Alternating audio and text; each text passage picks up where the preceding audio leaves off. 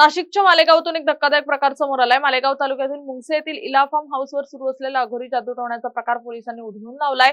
गुप्त माहितीच्या आधारे मालेगाव तालुका पोलिसांनी रात्रीच्या सुमारास या फार्म हाऊसवर धाड टाकली। यावेळी घटनास्थळावरून लिंबू, हळदी कुंड आणि पूजेच्या साहित्यासह अघोरी कृत्य करणाऱ्या 9 जणांना पोलिसांनी रंगेहात अटक केली आहे। तर मुख्य संशयित अभित महाराज फरार झालाय। अटक केलेले आरोपी मालेगाव, नाशिक आणि पुणे येथील असून त्यांच्यावर जादूटोणा प्रतिबंधक कायद्यानुसार गुन्हा दाखल करण्यात आलाय। कोर्टाने सर्व आरोपींना रविवारपर्यंत पोलीस कोठडी सुनावली आहे। सर काय सांगाल आपल्या संशोधनाच्या जादूटोणाचा प्रकार आला आणि मोठी गॅंग पकडली गेली, नेमकं काय आहे प्रकार, काय सांगाल?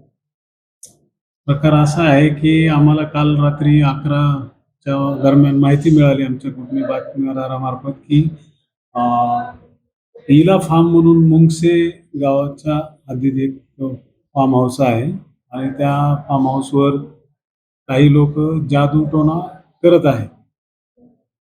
वेगवेगळे लिंबू वगैरे वापरून, लिंबू कपडे वगैरे वापरून जादूटोणा करत आहेत। त्या अनुषंगाने आम्ही आमच्या टीमसह रवाना झालो असता तिथे आम्हाला 8 ते 9 लोक जादूटोणा करत असलेले दिसून आले। त्या ठिकाणी त्यांनी लिंबू, वेगवेगळ्या रंगाचे कपडे, मोहरी, काळी मोहरी किंवा इतर साहित्य जादूटोणा, तांब्या म्हणजे कॉपरचा भांडी, अशा प्रकारचे मांडून ते बसलेले होते। त्या पद्धतीने आम्हाला मिळाल्यानंतर आम्ही त्यांचा परत कारवाई केली। त्यांना त्या अनुषंगाने, गुन्ह्याच्या अनुषंगाने ताब्यात घेऊन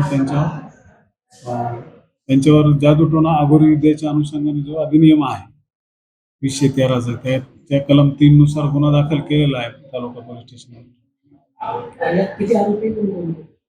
त्याच्यात एकूण 9 आरोपी आहेत। त्यामध्ये मालेगावचे 7 आरोपी आहेत आणि 2 आरोपी बाहेरचे आहेत। अशा पद्धतीने त्यामध्ये 7 अटक आहेत। एक महिला असल्यामुळं हे केलेले एक फरार आहे।